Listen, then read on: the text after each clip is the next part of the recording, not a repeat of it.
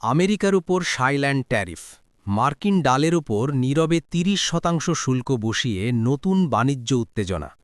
New Delhi, Washington.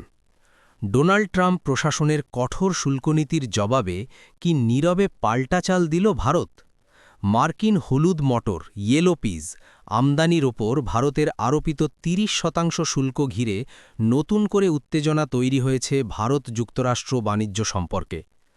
গত বছরের ৩০ October Bharat সরকার মার্কিন যুক্তরাষ্ট্র থেকে আমদানি হওয়া হলুদ মটরের ওপর ৩০% শুল্ক আরোপের ঘোষণা দেয়, যা কার্যকর হয় ১ নভেম্বর থেকে। সেই সময় বিষয়টি খুব একটা আলোচনায় আসেনি, কিন্তু এখন মার্কিন আইন প্রণেতাদের তীব্র প্রতিক্রিয়ার জেরে বিষয়টি ফের শিরোনামে উঠে এসেছে। নীরব প্রতিশোধ।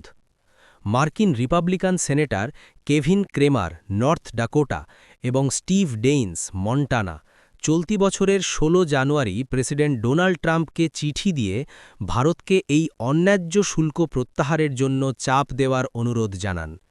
চিঠিতে তারা লেখেন, ভারত ৩০ অক্টোবর ঘোষণা করেছে যে তারা যুক্তরাষ্ট্র থেকে আমদানি হওয়া হলুদ মটরের ওপর ৩০% শুল্ক বসাবে, যা ১ নভেম্বর থেকে কার্যকর হয়েছে। এর ফলে ভারতীয় বাজারে মার্কিন ডাল উৎপাদকরা গুরুতর প্রতিযোগিতামূলক অসুবিধার মুখে পড়ছেন।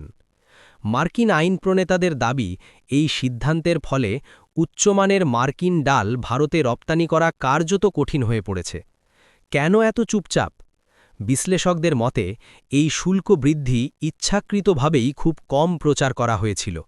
এর মাধ্যমে ভারত প্রকাশ্য সংঘাতে না গিয়ে কূটনৈতিক ভারসাম্য বজায় রেখে পাল্টা বার্তা দিতে চেয়েছে।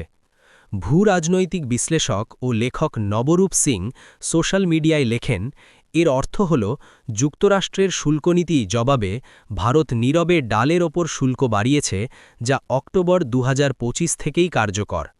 আরেকজন ব্যবহারকারীর সংক্ষিপ্ত মন্তব্য, আমরা নীরবে প্রতিশোধ নিয়েছি। বাণিজ্য আলোচনায় নতুন অচলাবস্থা।